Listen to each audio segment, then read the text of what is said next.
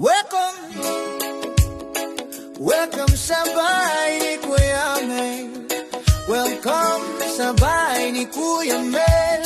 Welcome sa bahay ni Kuya Mel. So ayun po mga kalingap, magandang umaga po dito sa bahay ni VNC. Nandito na naman po tayo para magluto ng isang pananghalian para sa mga karpintero at sa mga pamilya ni VNC po. Nandito tayo.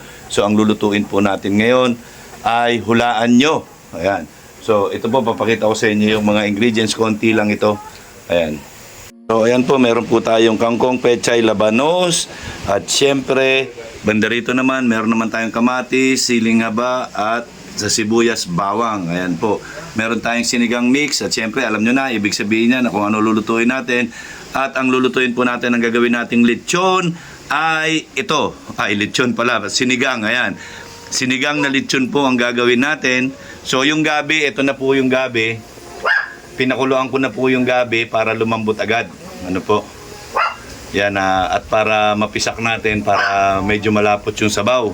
Para mas masarap pong kainin. So, ayan na po, no? So, hinintay ko lang po lumambot yung gabi. Pagkalabot ng gabi, igigisa ko na po itong lechon. Ano po? Igigisa po natin siya sa sibuyas, bawang, yan, at kamatis. And then, ihahalo na natin siya dito. Ayan po. Ayan, o, diba? Napakasarap niyan. Okay. So, ayan. Ayan po ang mga ingredients natin. Yan, ayan lang po ang nabili nating gulay. Kasi po, napakamahal po ng gulay. Grabe. Yan, nagulat ako sa presyo ng gulay. So, ayan po ang proseso natin. Ano po?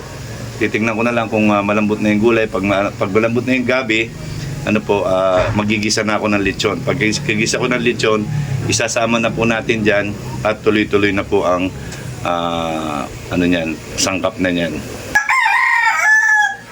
So ayan na po, yan, pinapalambot na natin, medyo malambot na yung gabi. Ano po, magigisa na tayo nito. Igigisa muna po natin, daanin natin sa gisa, ano po, para mas masarap, mas malasa.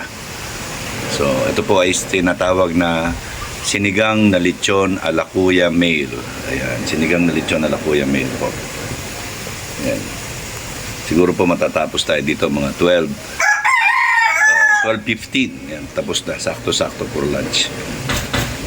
Yan na po siya. Yan. So, ayan na po, no?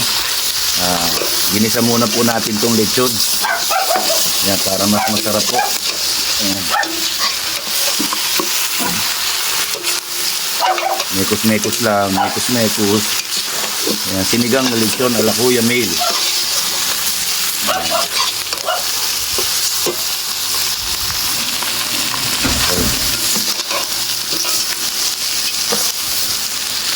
Mekos lang po. Okay po, ayan na po yung ano, ayan na po. Sinabawan na natin siya. Kompleto na po yan. Yan, ang gagawin na lang po natin dyan. Maya-maya ilalagay natin yung gulay. So, ito po yung ilalagay natin. Yan, lalagay na natin yung labanos. Yan, kasi ito, isang kulo lang to. Pwede na ito. So, yung labanos medyo matagal maluto. So, unahin natin yan. Yung labanos. Ay, grabe. Yan, nag-start po tayo nagluto ng 10:30. So, mamaya na itong kangkong at saka yung repolyo, ay yung pechay kasi madali lang yung maluto. So, ito muna. So, ayan na po. Ay, grabe, sorry. Okay, sorry. Ayan, grabe. Yan po, tingnan niya, itsura. Yan po yung sinigang na lechon, ano po. So, titimplahan ko lang muna po sandali. So, ayan po mga kalingap. Ito na po, luto na po itong ating sinigang na lechon. So, ayan na po yung itsura niya, oh. Ayan. Ayan, kompleto na po yan, timplado na po yan. So, ngayon po, ano na lang yan. Niluluto ko na lang yung gulay. Ayan, tapos ready to eat na po. So, ito po yung lechon, sinigang na lechon ala Kuya Mel. Yan, dito po sa bahay ni VNC. Sigurado ko na naman po, magugustuhan na naman to ni Lady VNC kasi napakasarap po. Yan, Siguro sa Batangas or somewhere in Cavite yata, ganito, naglilitsyon sila. Pero marami na naglilitsyon ng nagsisinigang na litsyon. So ito yung version ko ng sinigang na litsyon. Tamang asim, tamang alat, tamang anghang. Yan. Pero ang sa akin, ginisa ko muna yung lechon sa sibuyas bawang. So, yan po yung ginawa ko style.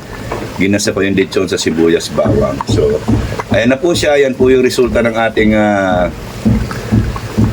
sinigang na lechon sa bahay ni Beyonce. Ayan. So, talaga na namang mapapangiti na naman sa tuwa ang ating Lady Beyonce nito. Yan, grabe po yan. Oh. Itsura pa lang, masarap na po ang lasa. Ayan, kaya sana po suportahan nyo ito. Yan, at do sa basher ko na si Efren, yung tungkol do sa chop suey, ano po. Yan. Hindi nyo po ba napanood? Sinabi ko po doon, lalagyan ko ng sarsa kasi gusto ng mga karpintero merong sabaw, yung binabahog nila sa kanin. Nakita nyo rin sa mga vlog ko na kung paano sila kumuha ng sarsa para bahog sa kanin kasi para masarap ang kanilang kain. So kung gagawin ko po yan na pang restaurant, wala pong sarsa yan. Hindi ko sasabawan. Kaya lang hindi naman po ikaw yung kakain, Sir Efren. So wag ka na lang po manood kung ayaw mo yung style ng pagluluto ko. Yan. Wala naman pong problema sa akin. Hindi ako marunong magluto. Uulitin ko sa inyo, hindi ako marunong magluto at hindi ko niyayabang ang mga luto ko. Ito po ay sariling version ko, sariling diskarte ko.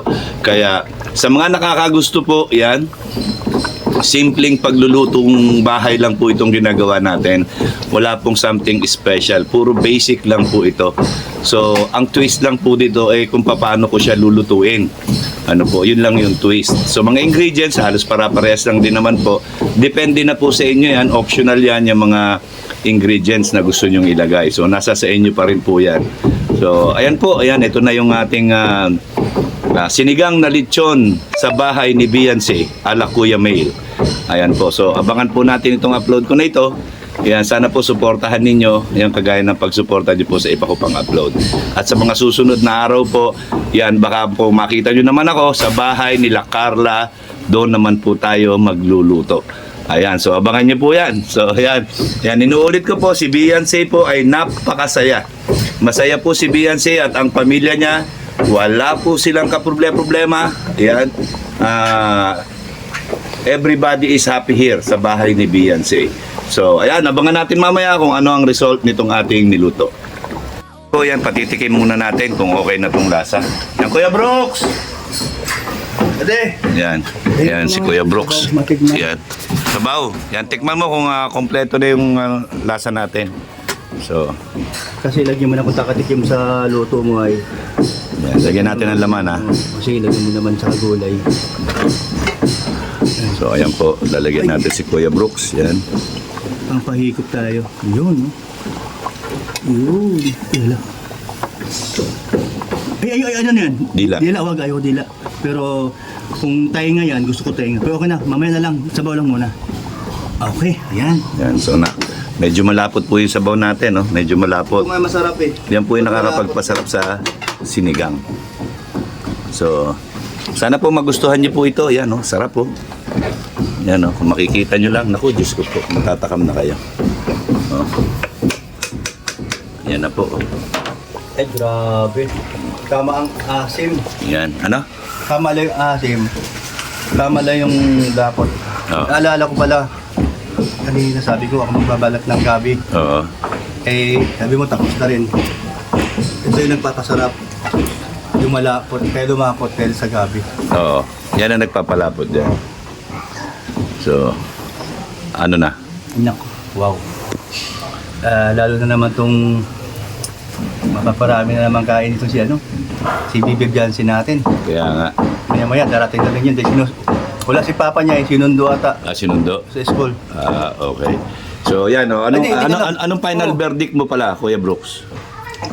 Ang final verdict ko po ay Walang kaparis. Walang kapares. So, papasa na sa kanila yan. Lagi naman. Lagi naman. Lagi naman. Ayan. Kamon, chapsi mo nga ako. Ang sarap. Dami ko rin nakain ng Ay, gulay. hindi. May nambas sa akin doon. Matabang daw. Sabi mo, Hindi kasi matabang hindi daw. niya tinapos yung Oo. yung papanood niya. Panoorin niya ng hanggang matapos. Oh, bye. Kasi si Kuya Bal nga, Lasang ano daw? Lasang pakbit. pero di niya alam pagkabaliktaran pala doon. Di ba? So, ayan po yan mga kalingap. Pasado po kay Kuya Brooks. Okay. So, ang final, ayan po, oh. Yan po ang ating sinigang na lechon. Yan, ala Kuya Mail dito sa bahay ni Beyonce. Okay, huwag tatawag na po tayo para sila po ay kumain. Alas 12:15 na po, just on time lang po tayo. Tara, let's! Po yan, pagtitira natin si Beyonce po at saka yung kanyang pamilya po. No? Pagtitira natin ng sinigang po. Ayan.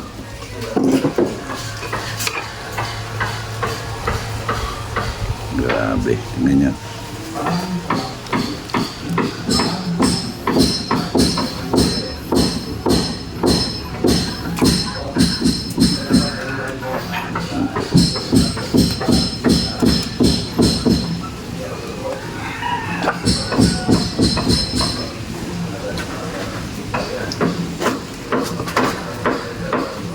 Grabe, sa po nito.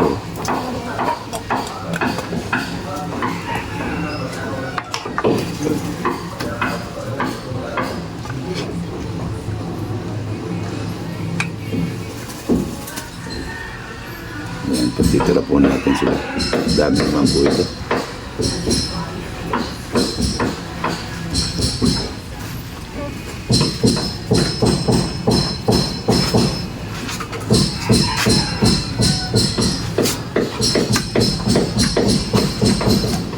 Sigurado ako magugustuhan ito ni Beyonce. Natin sa mouth.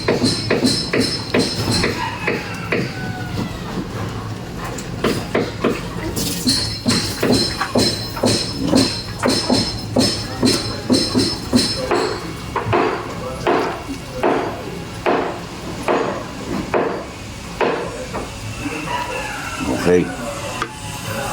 So ito po yung para kay Beyonce. Yan, pinagtira na po natin si Beyonce. Ayan. So, ayan. Pasok natin. Okay. Para kay baby Beyonce. Ito na. Okay, meron. Lagyan na natin dito sa mesa nila. Yan. Grabe. Yan po, yan. Nagkakain na po sila. Ayan. Kakain na po sila. Grabe. Yan yung mga nagtatrabaho po yan, kailangan sila yung maunang kumain.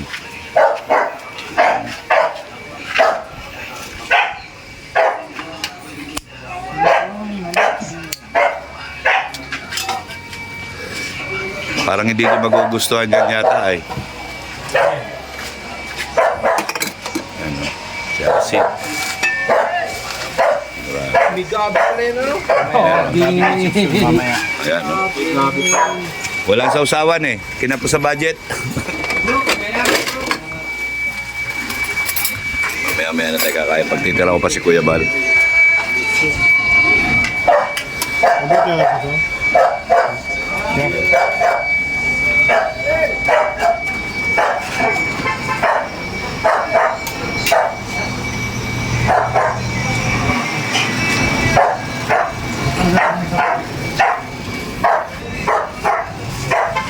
Beberador, oh.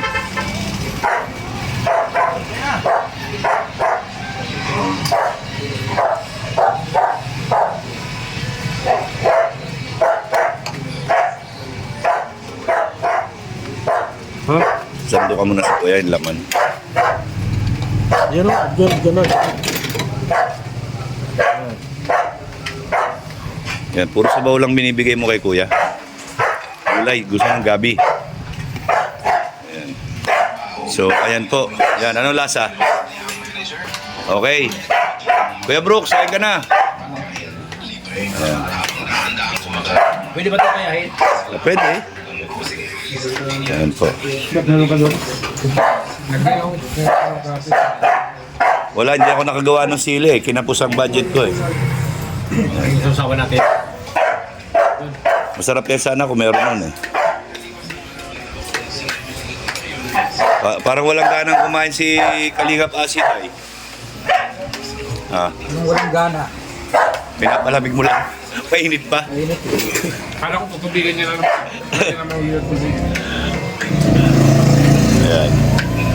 Yan po, kaya importante laging may sarsa o may sabaw. Kasi mas gusto nila pagka yung may sarsa, ay may sabaw, may binabahog sa kanin. Hindi na masarap, sabaw.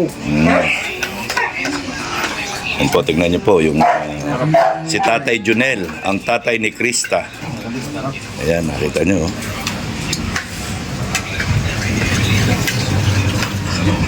Okay. Boss B, Ay, ano na masasabi mo dyan? sarap. Parang hindi ka kontento ay. Malungkot ka eh. Lead ng Royal. Royal? Ay, alam mo na. Alam mo na. Alam mo na yung gagawin mo dyan.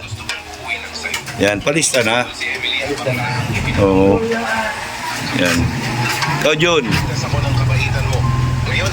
Okay, naiiba. Naiiba? Oo. Pero pasado naman. Oo. Uwi ka na yan. Hindi pa din. Hindi pa din? Hindi pa din ako uuwi. hindi pa din daw siya uwi. Puro plano si John, hindi naman nauwi. Kaya nga eh. Ayan. So, yan po. Hindi try pa? Ito na lang po yung natira, oh. Grabe. Ito na lang po yung natira. So, kasi wala na, kulang na kami ng 3 tao. Ayan, nabawasan kami ng 3. Apat ang wala dito sa amin ngayon. So, sakto lang sana to, ubos na naman. Pero ngayon, sobrang dami po kasi nito. Yan, isang buong ulo plus yung ribs. Ano po? Isang buong ulo tsaka ribs, kaya sobrang dami po. So, ng laman. Yan, grabe. Kita nyo yung kanin namin, no? Yan na lang. Yan. Kasi nakukulang kami ngayon. Wala na yung 3 kasama namin dito. Si Lydia, si Tessa, at saka si Federico. Ayan. So, ayan po yung nangyari ngayong araw na ito. Yan. So, pwede pa po ito mamaya merienda nila. Ayan, si Kuya Bal. Kumakain na po. Ayan, late na naman pero okay lang. Pero, sol ba? Okay ba? Lasa? Lasang dinuguan? Lasang litson. Lasang lechon? So, yan po si Kuya Bal. Yan. So, okay, kumpleto na po. Yan ang aming kain. Ayan. Standing position pa yan, no? Tignan nyo. Grabe. Yun po mga kalingap, mga ate, mga kuya, mga ka-OFW. Tapos na naman po ang ating vlog ngayong tanghali po. Ano po yan, nakakain na po si Kuya Bal. Yan, tapos na siyang kumain. Yan. Nakita ulit tayo sa Monday. Ano po, abangan nyo kung ano na naman po ang menu natin sa Monday. So sa mga tumatangkilik po ng ating cooking vlog dito sa bahay ni Beyonce, maraming salamat po sa inyo. At God bless po sa ating lahat, and I love you 3 times a day. Bye-bye po until next time. Ito ang aming awit.